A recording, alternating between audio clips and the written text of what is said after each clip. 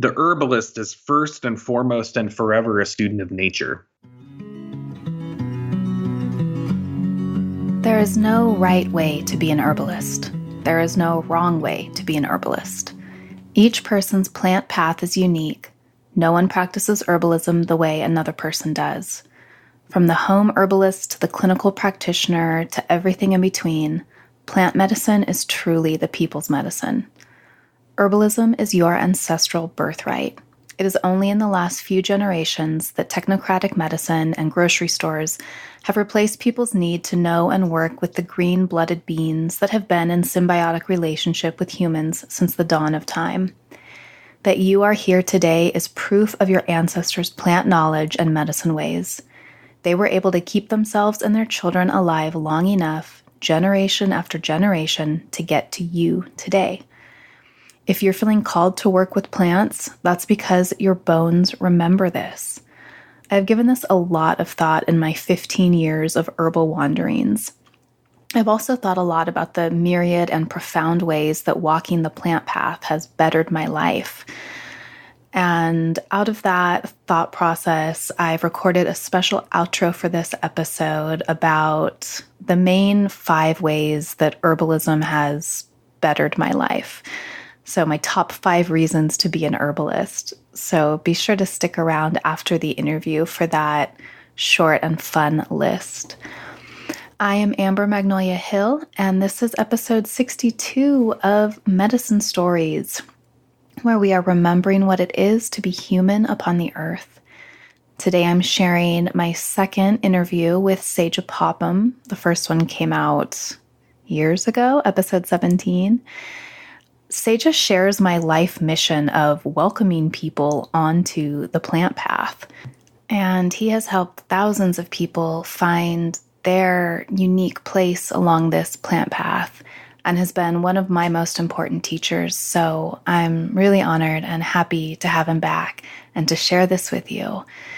Sajah and his wife, Whitney, have generously donated a really awesome bonus for the Patreon supporters of this podcast at patreon.com/medicine stories. This is, of course, available for only $2. And in the spirit of encouraging people who are stepping into herbalism, or maybe who have been in the herbal world for a long time, I found this really helpful. It's called Pathways to Herbal Mastery. So it's an hour-plus video, plus a PDF download to help guide you towards optimizing your herbal studies. Among the many things included in the PDF are some questions for reflection to help you gauge where you're at on your plant path and therefore show you what to focus on to move forward most effectively. I really loved those questions. And another thing that this includes is a very long list of book recommendations. And I'm just going to read the categories of books. And there's tons of books under each category because I thought these were so cool. The Intelligence of Nature and Plant Consciousness, Holistic Herbal Theory and Practice, Holistic Evaluation, Assessment and Seeing Clients, Herbal Medicine Making, Plant Constituents and Pharmacognosy, Materia Medica, Herbal Formulation, other interesting books about plants, Alchemy, Spagyrics, Hermetics, and Astrology and Medical Astrology. So, I love providing resources and resource lists for people. I want you all reading more books. So I was stoked to read Sajah's list of most recommended herb books. It's pretty epic. While you're there on Patreon, you can go back to the first Patreon offering from Sajah and Whitney on the multi-dimensional medicine of calendula. Calendula is a staple herb used in folk medicine all around the world, and its uses are many.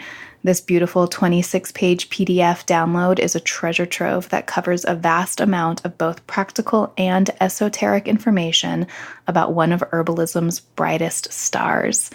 So you can find that if you go back, or there's category lists, tags. You can find Sajah Popham or herbalism, and you'll be able to find that. So, Sajah Popham, founder of Organic Unity and the School of Evolutionary Herbalism, is a student of the universal truths found within both ancient and modern herbal traditions from around the world. The focus of his work is on integrating ancient teachings for a new paradigm of plant medicine, one that is truly holistic in its honoring of the spirit, energetics, and body of both people and plants. His unique synthesis bridges herbalism not only east and west, but north and south, above and below, into a universal philosophy that encompasses indigenous folk wisdom, Ayurveda, Western alchemy and spagyrics, astrology, clinical herbalism, and modern pharmacology. Sajah's Vitalist approach utilizes plants not only for physiological healing and rejuvenation, but for the evolution of consciousness, for a truly holistic practice of plant medicine. Sajah's teachings embody a heartfelt respect, honor, and reverence for the vast intelligence of plants in a way that empowers us to look deeper into the nature of our medicine and ourselves. So remember to listen all the way to the end to get my top 5 reasons to be an herbalist. And before we jump in, if you have never heard the word allopathic before, which Sajah uses a number of times here, it just means conventional. Allopathic medicine is conventional medicine. So I'm so excited to share this. Y'all are going to love it. Sajah is a genius, basically. So let's get into this interview with Sajah Popham. Okay. Hi, Sajah. Welcome back to Medicine Stories. Hey, thanks for having me again, Amber. Yeah, our first conversation was just so rich and potent, and people really loved it. And I love having you back on. I think of you as really like the leader in my generation of herbalists, the most intelligent, accomplished person in this generation, and really especially appreciate the way that you synthesize such big ideas in herbalism and bring them all together for people in such an easily understandable way. So thank you for your work, and I'm really glad to have you back. Oh, well, thank you very much, Amber. I really appreciate the kind words like that. Yeah, they're true. So I think, as you know, there are just so many people called to the plant path right now. It really has just exploded in the last 10 years or so. I remember sitting in class with Matthew Wood, who I know is your main teacher and a friend of yours, and he was talking about, the evolution of herbalism in America over, the last 50 years or something, and how it was just so underground and radical for so long, and now it's just everywhere, and people are really feeling pulled to re-engage with the plants. So I'm curious what you think that's all about. What is it that's happening in the collective in humanity right now that's calling people back to this ancient way of life? Yeah, that's a really great question. I feel like there's so many factors involved there, I mean, I think from more of more of a cultural orientation and kind of practical aspect of herbal medicine, I think a lot of people are starting to realize that, conventional allopathic medicine doesn't always have the answers. It's kind of been seen as this, glorious achievement of humanity, modern medicine. And it is amazing, we're doing amazing things in modern medicine, and the way technology has allowed us to improve health in a lot of ways. But I think when it comes to the pharmaceutical side of things and over-the-counter drug side of things, there's a lot lacking there. And I think a lot of people are realizing that their health isn't necessarily improving with the drugs that they're taking. And so I think one aspect of the movement to herbal medicine is a realization that there is a healthier alternative to over-the-counter and pharmaceutical medication, that ultimately those medications are derived from plants, but the plants are much more compatible with the human organism and have an intelligence there that we don't see in a lot of chemically produced medicines. And I say that too from a place of non-judgment as well. I'm saying this from a place of my life has been saved by conventional medicine. My family's lives have been saved by conventional medicine. So I don't say that in a way that's judgmental. Sometimes people need to be on certain medications for their health, and I think that's totally fine. But I think there's a lot of ways that there can be middle ground achieved between, conventional drug therapies and things like that with plant medicine as well. So I think there's that side of it. And then I think there's a little bit more of an esoteric side of why people are being drawn to plant medicine these days. And I think it's an aspect of, I think it's something more of the soul. I think it's something more of the striving within the human being to feel connected to the earth, the need that we have to have a relationship to life other than human, and how we see our world has become so disconnected from the earth. And I think we're seeing the repercussions of that on the health of the ecosystem, the health of the planet as a whole, as well as our own health. And I think many more people are being called to plant medicine to re-establish that relationship and connection to the earth, to non-human life, to the ecosystem where we live, and how all those things come together to really influence our health, not just physiologically, but psychologically, emotionally, spiritually. And I think there's this reconnection that's happening that I think is really important for us as a species, really, to be able to not just survive, but thrive during some pretty huge times that we're living in right now. So those are some of the few things why I think a lot of people are being called to the path of herbal medicine these days. Yeah, agreed. There's the failure of modern medicine to address many health issues. And then I recently heard this idea that, the people alive today, none of our ancestors lived on the same earth or in the same culture that we're living in. Like, we don't have the capacity to fully understand the times that we're living. It's very discombobulating being alive right now. Things are changing so rapidly in ways that we can't understand because we didn't evolve with the technology and with the overpopulation and everything else that's facing us today. So I'm kind of seeing like this call to the plants as just a way to ground, literally, to ground back into what it means to be human upon the earth. So Absolutely. Yeah, and it's such a simple thing to do, right? I think we can almost kind of like over spiritualize the earth, but it's just the earth. It's just like, it's just the ground beneath your feet. And it's not hard to come into relationship with the earth or with the plants. Mm-hmm. Yeah.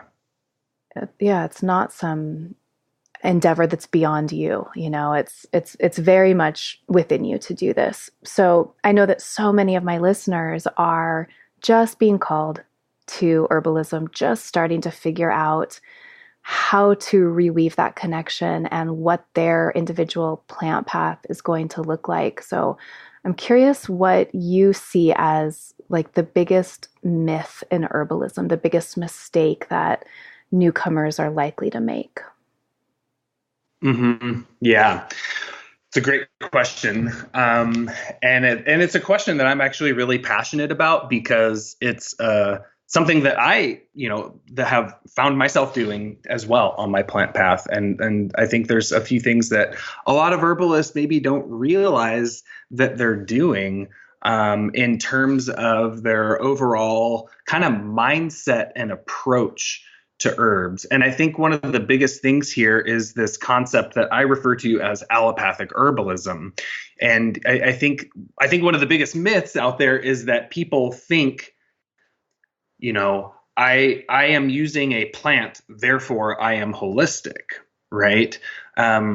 We think that there's this difference between allopathic medicine And holistic medicine is based on, what type of remedy you use. Oh, you're allopathic if you take a drug, and you're holistic if you take an herb or a homeopathic remedy or something like that. But it's just that's really not true. Really, the difference between an allopathic approach and a holistic approach isn't what type of medicine you use, but how you use that type of medicine, right? Most people have heard of, and I think one of the biggest traps here is the use this herb for that symptom kind of mindset, right? It's easy to approach herbs in the same way that we approach drugs, right? Oh, I have this symptom, and if I take this drug, then it'll take that symptom away. And then we apply that type of thinking to plants. And unfortunately, it just doesn't work, right? I mean, you can have, 5 people that all have joint pain, and, you give them all turmeric, and some people it's going to really help them. And some people it's not going to do anything. And some people it actually might make it a little worse. Why is that? Well, it's because plants aren't just working on symptoms, right? Plants aren't just, vehicles for biochemical constituents. Plants have a whole way of acting upon the human organism that is not just chemical. It's what most herbal traditions would refer to as energetic or ecological, right? That we have as a human being, our body is not just a machine. It's not a whole bunch of gears working together. It's not mechanistic. It's a vital ecology, right? That the human being is a reflection of nature. And what is nature? Well, nature is ecosystems. Nature is the weather, right? And those same aspects of ecosystems and weather and seasons all determine the state of our body. And if we think of plants, well, plants grow in nature, right? They grow in ecosystems. They grow and they thrive and they leaf and they flower and they fruit and they root, and all according to the seasons and the sun and the moon and the stars and the way the earth is turning. That's what generates the life of these plants. And so the way a plant heals us isn't just through, curcumin or saponins or alkaloids. There's much more to the plant than the chemical.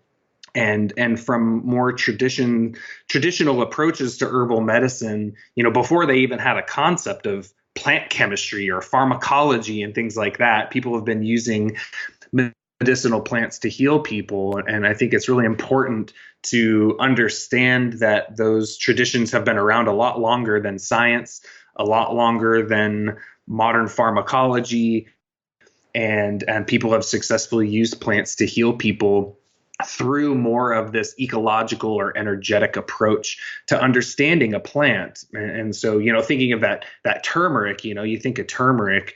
Well, when you eat that root, it's very spicy, it's pungent. It has a lot of those volatile oils in there, very warming, and that kind of heats up your stomach and it moves your blood, It's also really astringent. If anyone's ever taken like just turmeric powder in some water or something like that, dries your mouth out, right? You get really dry from it. And so they say that's kind of the energetics of that turmeric. It's like very warming and it's very drying. And so, you get someone that's got that arthritis or that joint pain, that inflammation, that maybe they're really cold, they got really pale skin and they're really cold, and, their joint pain flares up when it gets really cloudy and rainy and wet and damp outside. It'd say they have like a damp pattern in their system, a cold, damp pattern in their system. And you take that turmeric, that yes, it's going to, biochemically lower inflammation, but ecologically, right, the ecosystem and the body and the ecosystem of the plant, it works together in a way that it balances that constitutional factor within a person.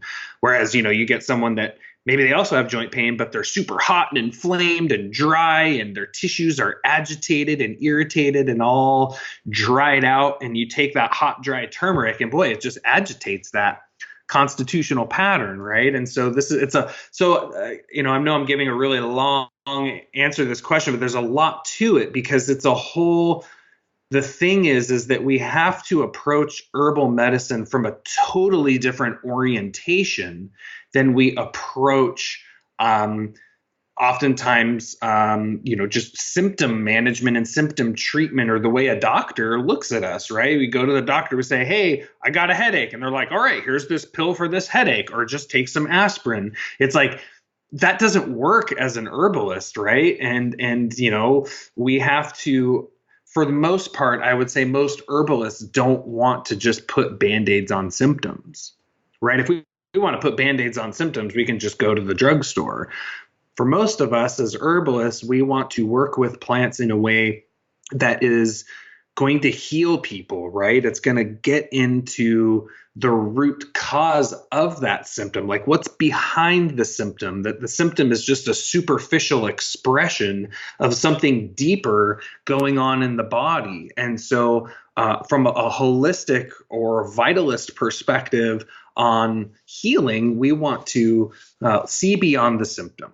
We want to see what is the root cause of that. And then we want to administer not just our plants, but our whole therapeutic protocol with diet or nutrition and lifestyle, and using our minds and different types of techniques to heal ourselves. We want to orient all of those to that root cause, so that we're not suppressing the symptom, but we're cutting it at its root, and thereby bringing about a deeper level of healing that I think is the level of healing people out there want. And that level of healing is beyond just our body. It's beyond just, oh, I've got this annoying symptom or this really severe symptom. I think that level of healing gets into, the emotional side of our life, our psychological side of our life, even into the spiritual side of our life, because we're a whole person, right? That you can't separate our mind from our body, from our emotions, from our spirit, because we're just one being. We're just whole unto who we are.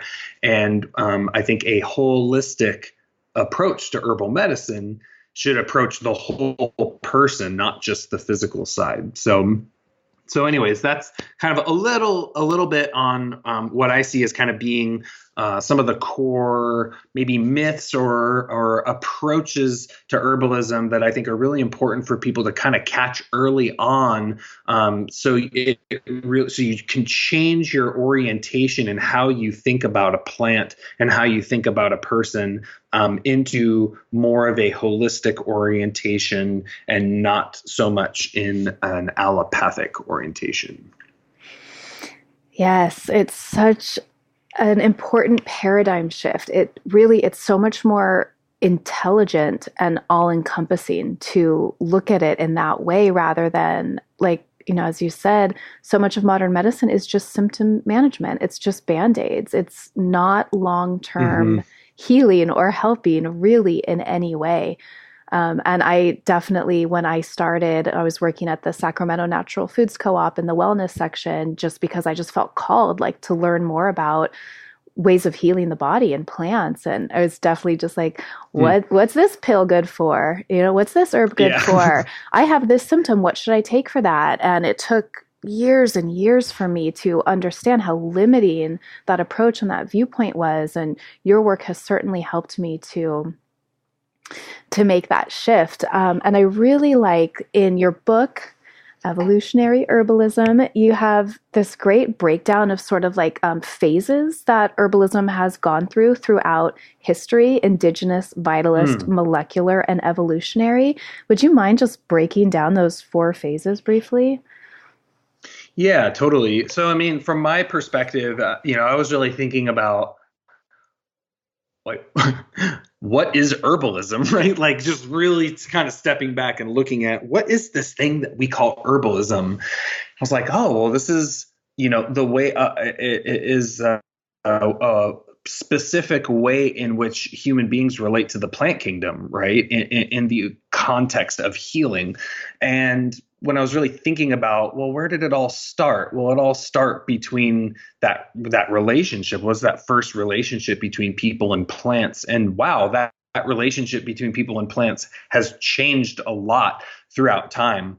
And so I kind of see these different stages in terms of how herbal medicine unto itself has transformed throughout history. And so I'll kind of begins with that, what I refer to as maybe indigenous herbalism or more folk systems of herbalism. These are typically very regional specific approaches to working with plants.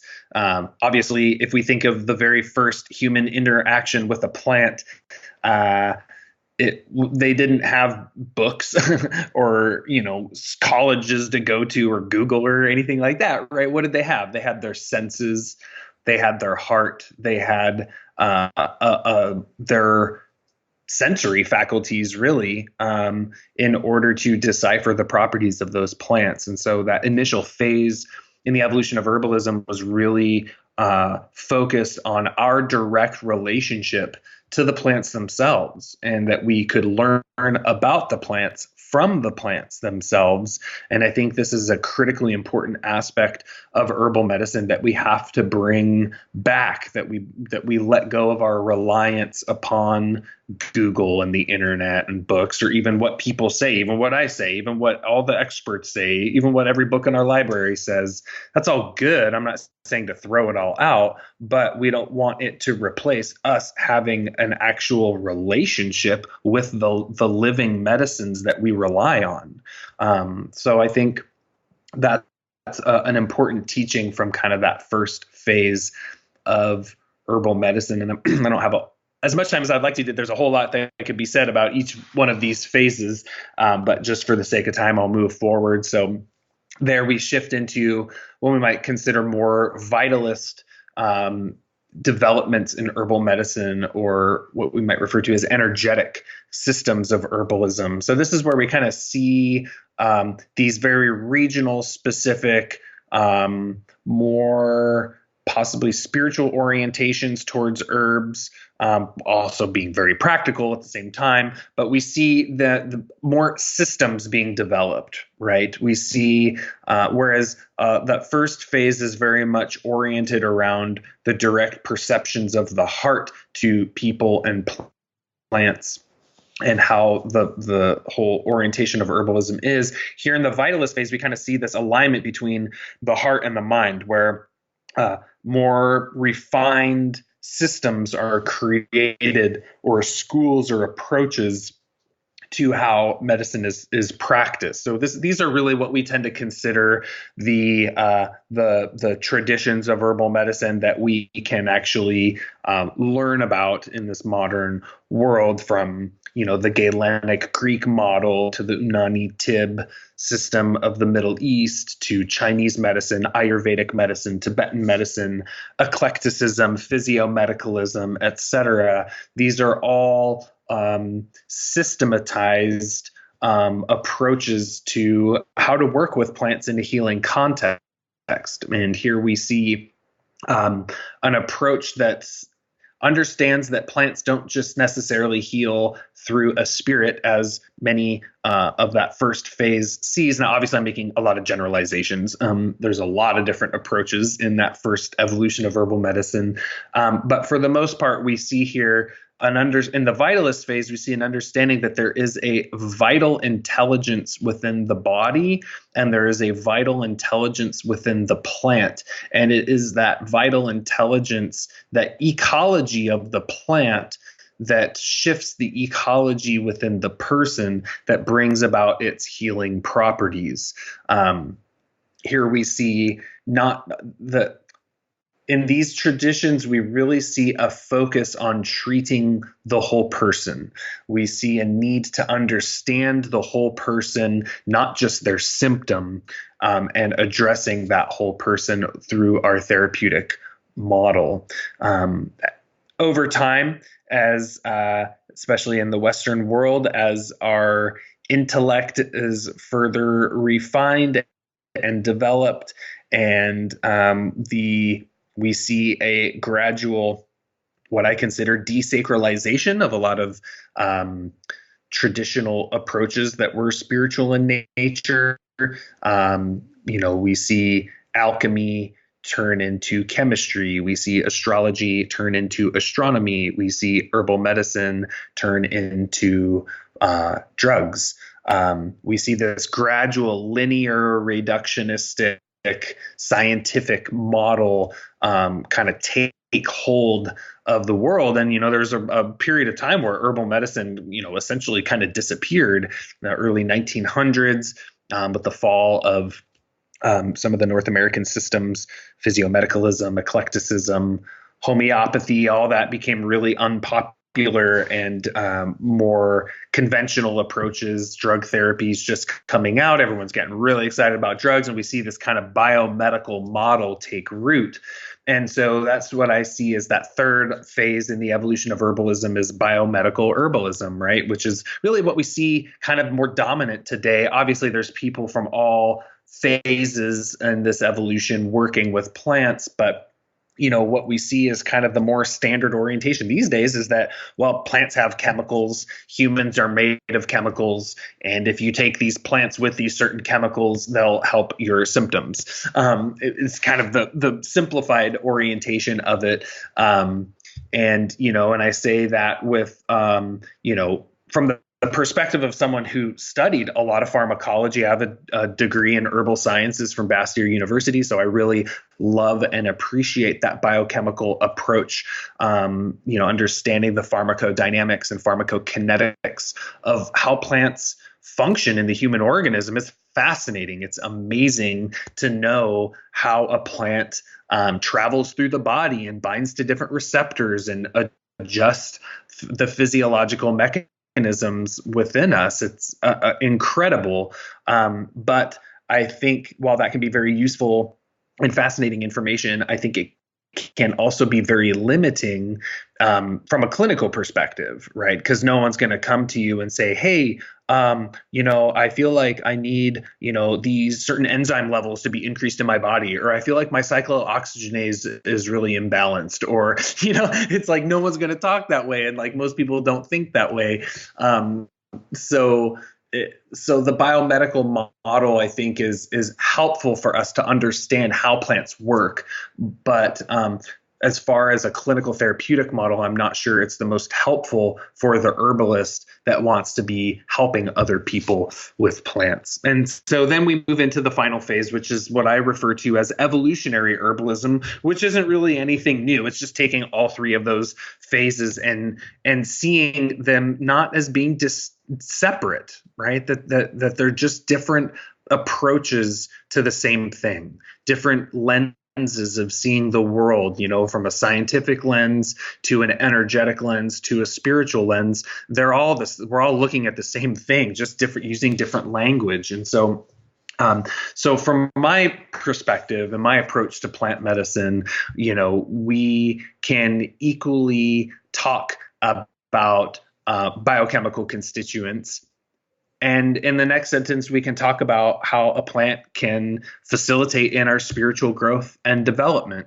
And in the next sentence, we can talk about how Ayurveda understands that plant, how Chinese medicine sees that plant, how medical astrology sees that plant, and see that there's a universality in terms of how we look at and approach a human being, how we look at and approach a medicinal plant, and that no matter what lens we're looking at them through, that there is a universal truth that's present there that we can draw upon so that we understand the true nature of a person, the true nature of a disease, the true nature of a plant, the true nature of how it heals us, and not get too stuck on the means that we get to that truth. And so that's why I think what I see evolutionary herbalism as being an important orientation, because it helps to kind of dissolve the boundaries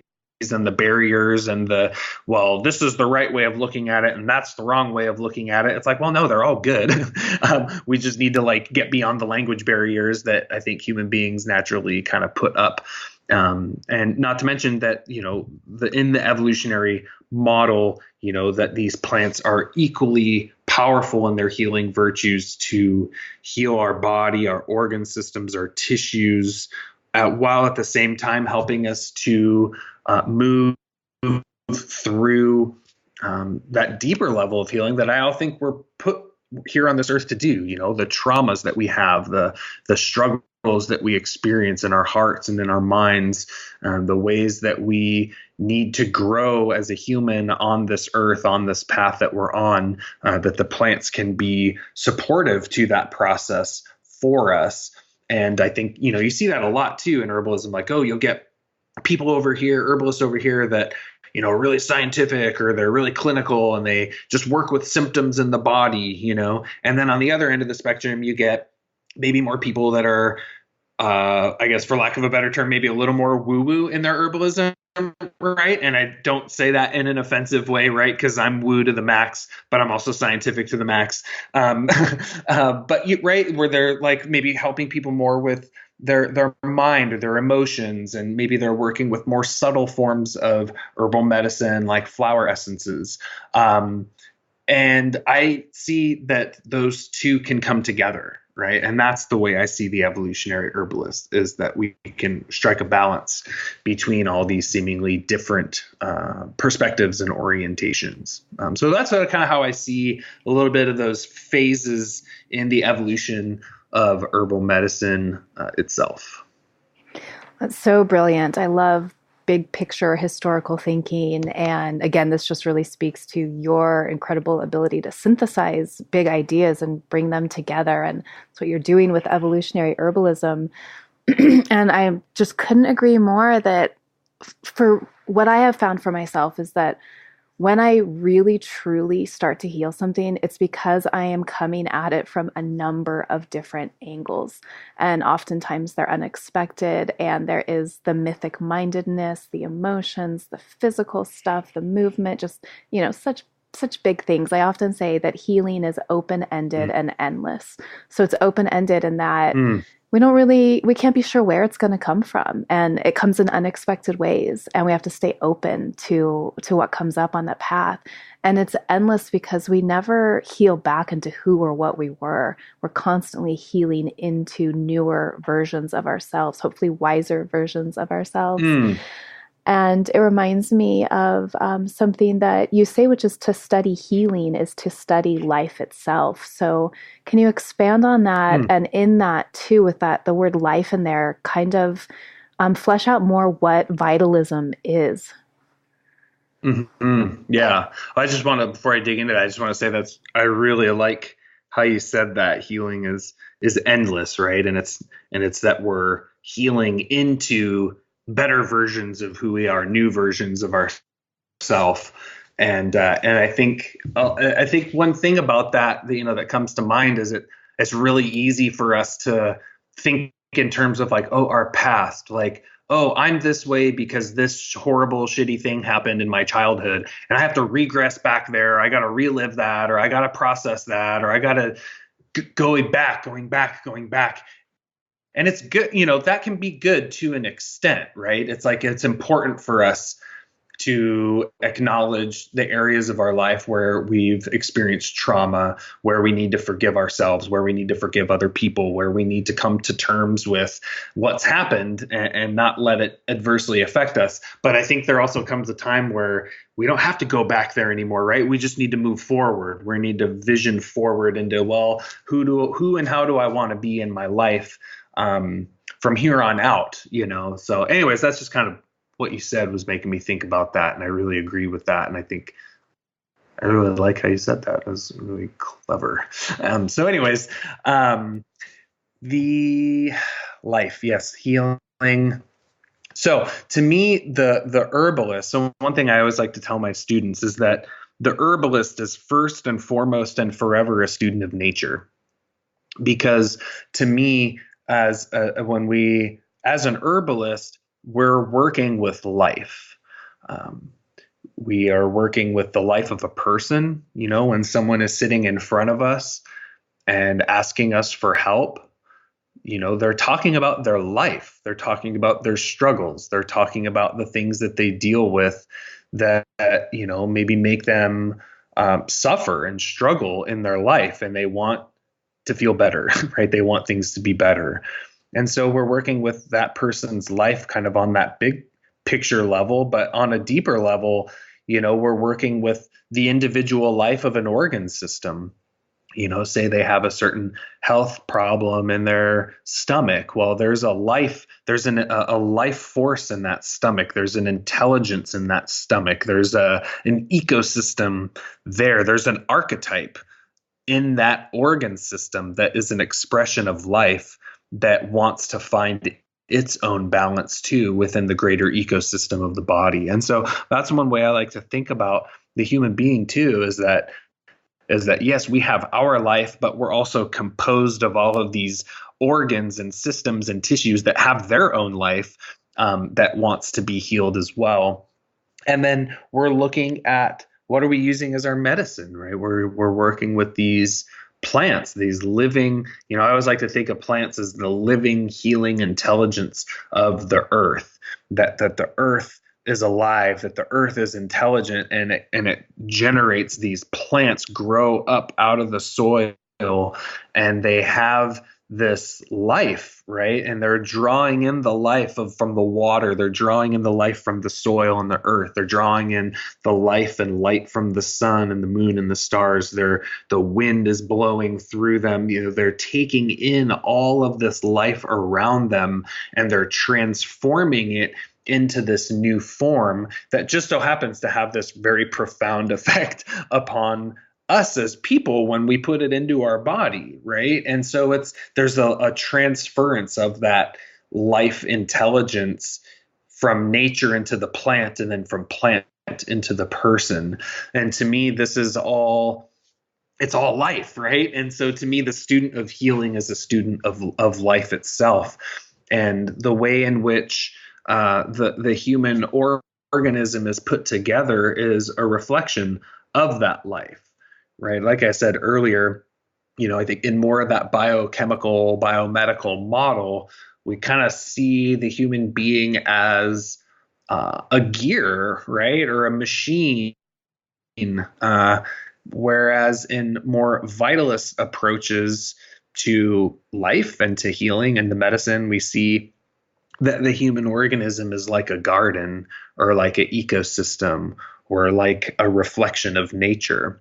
It's like our kidneys are like vast lakes, and our lymphatics are like the oceans, and our bones are like the Rocky Mountains, and our lungs are like that wind that's moving. All the different, our blood, the way our blood flows through our body is like the rivers. Every aspect of who we are is reflected in the natural world. And so we can understand health and disease simply by understanding nature. So, that example I was giving earlier about how turmeric is working, right? And, you get people with, different types of joint pain, right? But maybe they all have joint pain, but underneath it, there's a different root cause that we in traditional Western herbalism typically refer to as like a tissue state, right? It's like the constitution of a tissue, in terms of how we oftentimes describe weather, right? Is it hot or is it cold? Is it wet or is it dry? These are very traditional ways of understanding the human being and their relative excesses and deficiencies. And so I love that's why I love constitutional systems, because it really is just kind of how we describe nature and the weather and the seasons of and it's like what people small talk about, right? It's really rainy out today and it's cold, and it's really hot today. It's like, well, it's kind of the joke, right? It's like everybody small talks about the weather. And I'm like, right, because that's so much of our experience of life, right? Is like, how does it feel? How does that weather impact us, right? It's like, yeah, like for myself, when it's really hot and dry outside, I start to feel really pissed off, right? It's like, or, here we are in Northwest Washington, and, they talk about seasonal affective disorder, right? Because it's cloudy and it's gray and it's cold and it's wet, and that affects people's minds, right? Well, it's because these energetic concepts of temperature and moisture are immediately impacting not just our consciousness and our mind, but our bodies. And so this is where, studying life, studying ecosystems is one of the best ways to understand how a medicinal plant works within us, because plants grow in those ecosystems, but also how a human organism can become imbalanced. So, I think a really great example of this is like looking at water. If we look at how water moves in the earth, you think of what makes a water a good, healthy water, where it's like flowing, right? It's contained and it's flowing where it's supposed to be flowing. But sometimes there's situations where that water, maybe it starts to slow down and stagnate. What happens to water when it stops moving? Well, it slows and it stagnates and it becomes more prone to accumulating bacteria. You think of a swamp and there's mosquitoes and flies and algae growing, and it sometimes has that smell to it, right? Well, that can happen within the body. We call it, in Ayurveda, they call it like kapha. In Chinese medicine, they call it dampness. In Western herbalism, we call it damp stagnation, where the fluids have become stagnant and putrefy, and it become much more prone to infection and swelling. And from an herbal perspective, it requires the type of plants we refer to as alteratives, or blood purifying plants, to remove that stagnation and that toxicity from the system. Or, you look at a desert, you get that really dry, cracked earth, in the desert, and how everything kind of shrivels up. You take a plump fruit and you dry it. What happens? Well, it shrivels and it tightens and it wrinkles and it loses its kind of plumpness, right? And it gets weak, right? Well, that happens in our system too. We get too dried out, right? And the tissues kind of start to shrivel and weaken, and what in Western herbals are referred to as atrophy, right? And there's because that water delivers nutrients and carries away waste products, and it's what hydrates and gives life to that tissue. When it gets really dry, it starts to become weak and deficient, right? So I'm just trying to paint the picture of how nature reflects what's going on within our body. And this is, to me, one of the most important things for a holistic herbalist to do, is to really be able to not just say, oh, this person has a cough, but, well, what kind of cough is it, right? Why do they have that cough? Is it a really phlegmy, mucusy cough? Is it a really dry, hard, harsh cough?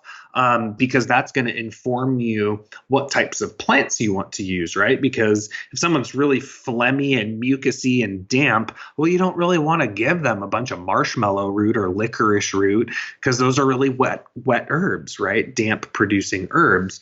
You want to use more of a drying, kind of stimulating plant like lamatium or horehound, or different, more stimulant expectorant type remedies. So it's the ecosystem of the tissue becomes a central orientation for a vitalist practitioner of not just herbalism, but just a vitalist practitioner of healing. Is we have to understand that what's the ecosystem behind the symptom.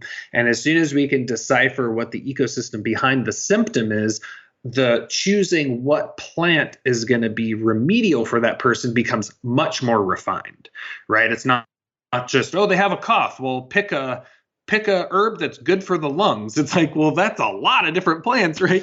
But when you understand, oh, this is a hot, dry cough, well, all of a sudden we just whittled down that list of 50 plants to maybe 20 or 10.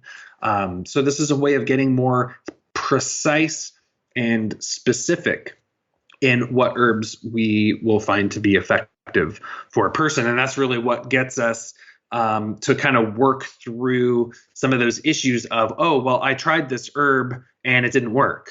Oftentimes the reason behind the factor of, oh, I have this symptom, I tried this herb, it didn't do anything, is that, well, that wasn't the right herb for you, or that herb wasn't appropriately matched to the constitution of that person or the specific tissue state behind that symptom. So this is one of the main approaches for how we get much more specific and finding the right remedy for the right person, not just kind of groping in the dark or picking herbs at random or just basing it off of, oh, well, these herbs are good for this symptom. Say herbalism is vast, and I love that about it. As like an endlessly curious person, there's just so many things you can learn, so many places you can go, so many ways to be an herbalist. And Mm-hmm.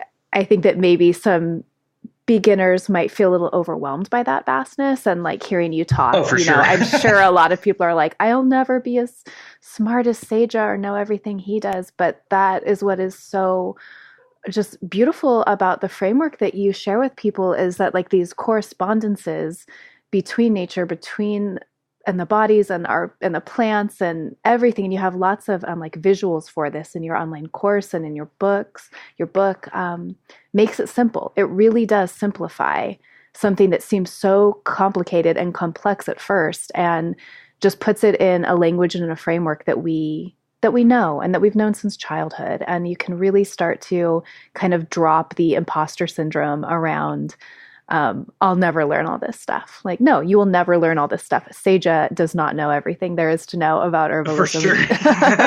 sure. Oh, No one does. far from it. Yeah. Yeah. I mean, it's endless, right? I mean, it's as endless as nature is. And I think that's the thing, is that it's easy for people to get super overwhelmed and with all this, because yeah, there is a lot to learn. And to me, it's like there needs to be a balance between your intellectual studies and your direct experience, right? And I think there's a really unique phrase in the English language where we talk about knowing something by heart, and I think it's a really interesting phrase, right? We've all heard that. Oh, we know it by heart. And then, but on the other side of that, we have like, oh, do you memorize something?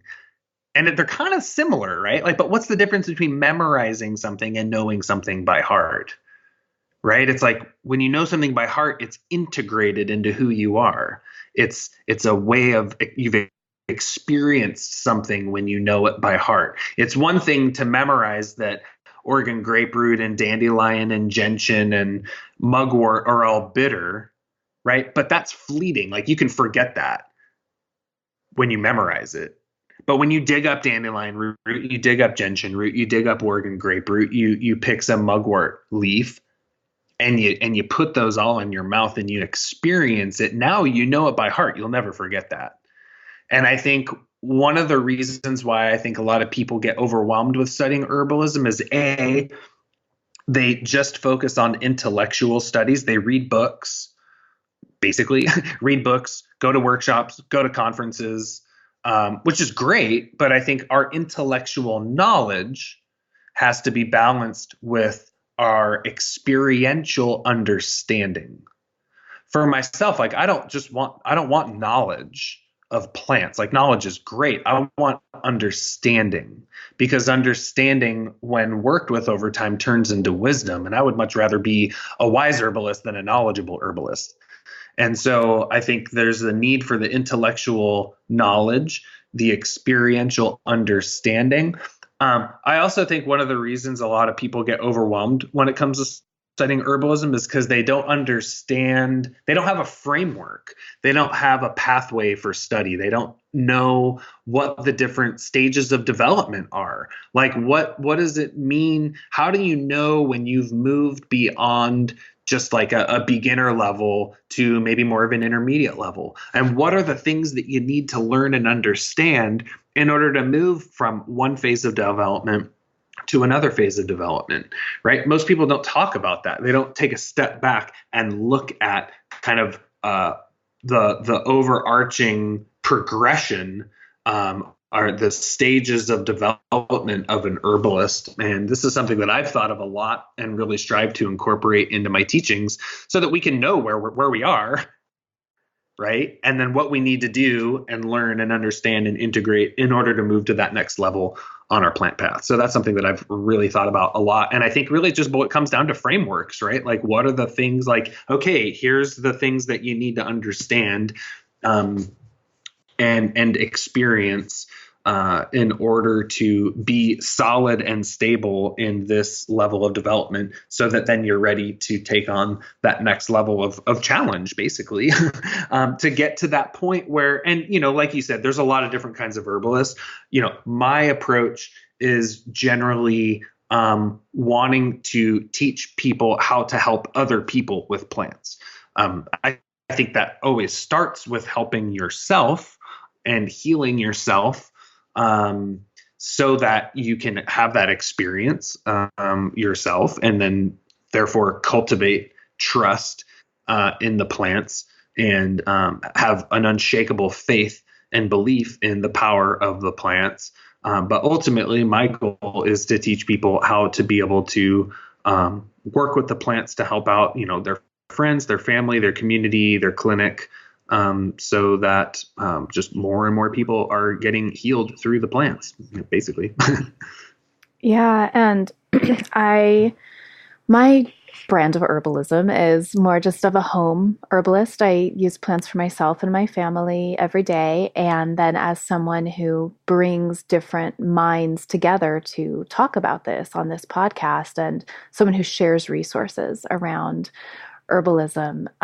So I'm not a clinical herbalist. I don't help people one-on-one. My friends call me and sometimes I can help them a little bit, but I just never felt called to that. And yet I have gained so much from your teachings and your frameworks, as you said, because we can memorize these long lists of things, but that's a lot of effort and takes a lot of time and really usually doesn't stick very well.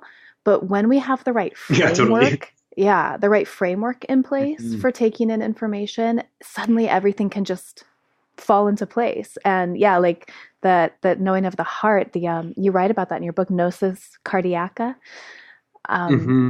Just as you were saying, like the frameworks can shift things in such a way that suddenly information that before seemed unknowable or like too much is just right there and is living in your very cells. So thank you for helping people to learn in that way.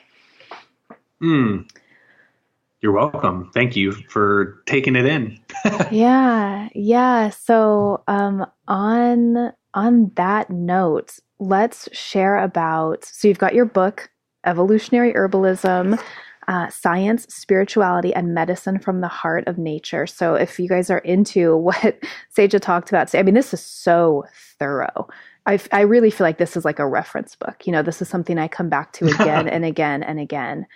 And all, there's images and these tables of correspondence, and there's so much to this book. And then you have numerous online courses too, but the one that I have taken, and again, I feel like this online course, which is available to people forever, it drives me crazy when people have online courses that they only give you limited access to, because I feel like your course is like, I swear, I was just looking at one this morning and I was like, what? I lose access after a year? Why would you do that to me? Right. I return to your course again and again as a reference, oh, what was that thing Sajah said there? What was that resource that he shared there? And, even though, again, the course, the Vitalist Herbal Practitioner Program is not focused, or is more focused on helping people help other people in a clinical setting or however they're doing it. For me, it's like a personal health reference library. Whenever anything comes up for me or my family, I'm like digging right into your section on that organ system. Yeah, and that's really the way I designed it to be, is like kind of a digital video, audio reference book in a way, right? That's just easy to find everything that you need. Oh, this thing comes up. Oh, you got a client that's got this going on, or you yourself have this going on. You can go right to that section, go to that area, and learn everything that you need to know in order to help yourself, your friends, your family. Right. And I thought that's the thing, is to me, if you're helping someone with herbs, that to me is clinical, right? It doesn't mean that you got a lab coat on or you got an office in town. If someone says, hey, I got this health problem, can you help me out? And you're like, oh, yeah, here, let's talk for a little bit. Well, you're in a clinical setting in that moment. Right. Yeah. So I know the word clinical freaks a lot of people out, but I just see it now. If you're helping someone out with a plant, that to me is clinical. Totally. Yeah, it's like it feels like having this amazing mentor right at my fingertips at all times. And so I absolutely love the course, and it's coming up soon. I'll have the link in the show notes, but maybe you can tell folks about the free mini course that you and your wife Whitney give away to people as sort of a preview to the larger course. And this is just, again, so relevant to anyone wondering, what's my next step on the plant path, And you were talking earlier too about, when someone's sitting in front of you and the whole cough dynamics. You have the second video on that is just so brilliant. So yeah, please tell us about these 3 videos. Yeah, totally. Well, for us at School of Evolutionary Herbalism, me and my wife, we really believe that herbal medicine should be accessible to anyone and everyone, regardless of, just where they're at, culturally, financially, et cetera. So we really put a lot of effort into spreading as much information out there as we can for free. So that's why we have our blog and our podcast. And every so often we do these a little bit more in-depth free mini courses around a particular subject. So this one you're referring to is, we call it the Vitalist Herbalism mini course, and it kind of touches upon some of these core dynamics that we've been talking about throughout our discussion today, in terms of, what does a holistic vitalist approach to herbal medicine look like? Really addressing some of those core, I think, myths that a lot of people carry, and how to shift their perspective and orientation of herbal medicine so they don't fall into what I refer to as the allopathic herbalism trap, which is really a mindset thing. In the mini course too, I also lay out a pretty solid framework for how to work with people. Again, that could just be a way of thinking about your own health concerns, or maybe someone, a family member or friend. So really thinking through, how do you work with a person? What are the questions you need to ask? How do you not get totally lost in the intake process? Like, what's the information that you need to know about a person in order to determine what are the right remedies to give them? And then also in the third video, really dig into the process of formulation. A lot of herbalists wonder about, how do you combine herbs together? What are the layers of a formula? How do you think through customizing an herbal protocol for a person? And so that third lesson in there really goes into kind of the pillars of strategic formulation, and how to go about doing that in a way that is beyond just throwing a bunch of random herbs in a bottle and hoping that it's going to work, but really combining and blending plants together in a way that has a deeper level of strategy behind it. So this is something that we offer to the herbal community for free. We generally do these mini courses annually, and it's just something that we're really passionate about, and we really love to support people on their plant path with these mini courses. And I'm really proud too of that we've also kind of created a workbook that goes along with it, that people can download and print off, some pretty in-depth notes and activities and things like that to kind of help you work through some of the concepts and practices that you learn throughout the mini course. Yeah, I find that so helpful, to take in information through different vehicles. So there's your videos, which are long, by the way. Mini course doesn't mean these are like 10-minute videos. They're really long and in depth. And then to also have the visual of the handouts there. And especially with like the pillars of strategic formulation, the third lesson, you have a beautiful graphic that really just, immediately like hits like, oh, okay, I see now. I see what he's talking about. I see like the smartest way to formulate my medicines. And I have personally found that lesson so extremely helpful in formulating my own medicines. Good. Nice. That's the goal.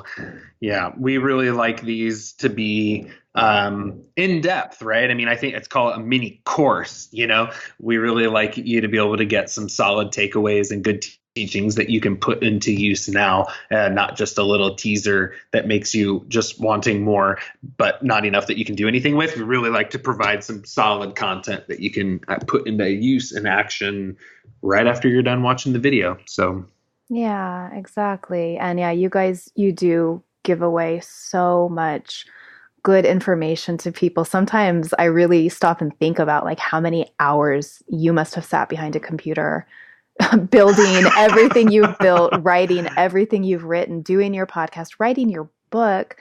And it's really amazing, and it truly is a gift to the herbal community. oh, thank you. So the name of the podcast is The Plant Path, and yeah, where else can people find you?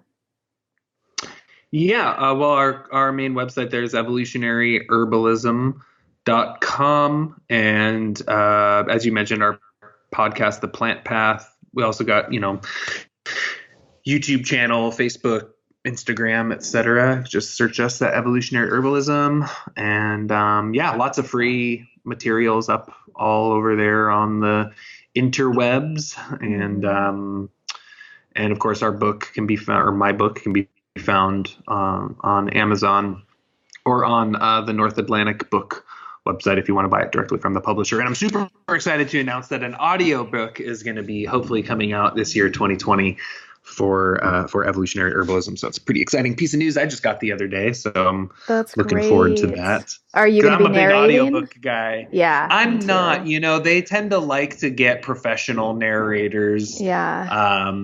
I kind of wanted to, but I was like, honestly, I've read this book so many times. I mean, that book was a serious undertaking. Yeah. I've read that book probably 10, 12 times already. I'm like, I don't really want to read it anymore. I'm just going to be midway through and I'm going to see there's that sentence that I couldn't figure out how to write better, Yeah. So, totally. It'll probably be better for someone with a little bit of probably a nicer voice to listen to than mine too. So, So yeah, I'm looking forward to that. I think it'll be fun. That is really exciting. Because sometimes you just got to take that information in through your ears if you're driving in the car or whatever. I love audiobooks and podcasts. So speaking of, thank you so much, Sajah, for being on my podcast twice now. Oh, you're welcome. It's a real honor to be here. And I just really appreciate everything that you're sharing. We listen to your podcast quite a bit in our household here. And it's just really cool hearing all the different knowledge and wisdom that you share through this channel and all the incredible hearts and minds that you connect people to through your work. So it's really, really incredible. And I just am really appreciative of that. And thanks for having me as a guest. It's a real honor to be here.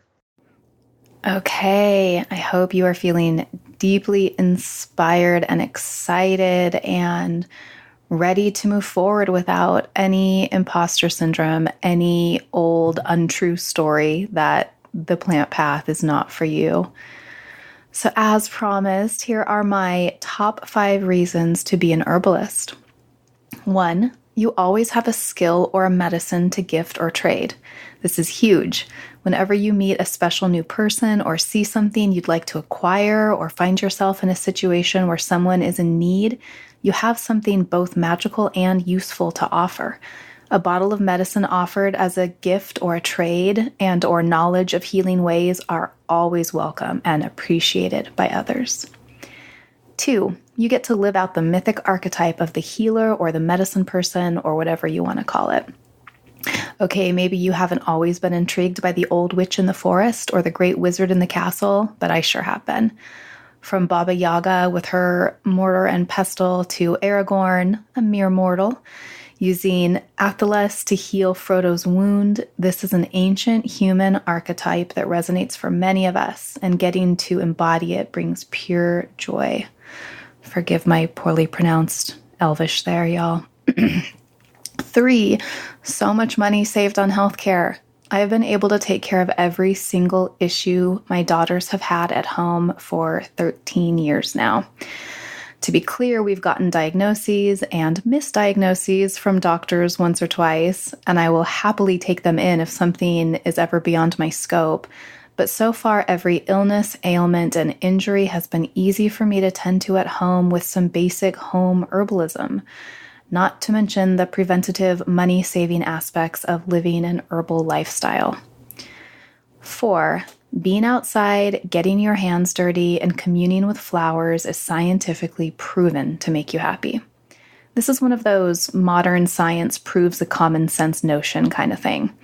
Humans evolved being outdoors in direct communion with nature most of their days. We are biologically identical to those ancestral humans and still benefit enormously from having the sun on our face and the dirt under our fingernails and the scent of plant volatile oils in our nostrils. The herbal life is an antidote to modern common ailments such as depression, anxiety, chronic pain, and so much more. 5, it's a growth industry. Interest in herbalism and natural healing is exploding right now, and that is not going to stop anytime soon. The Western medicine model, while incredibly useful for some things, diagnosis, surgery, emergency care, has failed massively when it comes to actually keeping people healthy in our daily lives.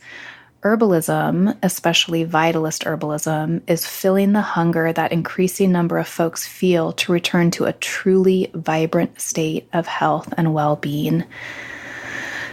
And there's so much more I could say, y'all. Like every time I think about this or just reading it now, I'm like, oh, plus this, plus that. I mean, there's just endless reasons why it's just lovely to be in communion in relationship with plants. So the world needs more herbalists. The world needs you. You know, these are troubled times, and troubled times call for potent healers. So you know if you're being called or not. This path isn't for everyone, but if your heart says it's for you, then be sure to check out the free videos if you hear this before sometime in early February 2020. The Vitalist Herbalism mini course. You will learn so much and just benefit so much from this framework that Sajah has laid out. And if it's past that period, then check out the Vitalist Herbal Practitioner Program. And I will have the correct link in the show notes here, depending on what time of year it is, what program is available. And of course, we'll have links to just all of Sajah and Whitney's stuff so you can take it all in and benefit so much. When I first decided to pursue herbalism, it was such a leap. I had a baby. I was broke. Everyone thought I was crazy. I borrowed money. I drove 2.5 hours with my baby in the car, one way, to get to class. But I felt the call. I just trusted it. I just couldn't not follow this pathway that was singing to me. And I'm so glad I did. And I am going to leave you with maybe my favorite quote ever. Of course, it's Rumi. So cliche, but so, of course, amazing and good. And there's a reason we all love him. Let yourself be silently drawn by the strange pull of what you really love. It will not lead you astray. Thank you for taking these medicine stories in. I hope they inspire you to keep walking the mythic path of your own unfolding self. I love sharing information and will always put any relevant links in the show notes. You can find past episodes, my blog, and our handmade herbal medicines at mythicmedicine.love. We've got reishi, lion's mane, elderberry, mugwort, yarrow, redwood, body oils, an amazing sleep medicine, heart medicine, earth essences, so much more than I can list there. mythicmedicine.love. While you're there, check out my quiz, Which Healing Herb is Your Spirit Medicine?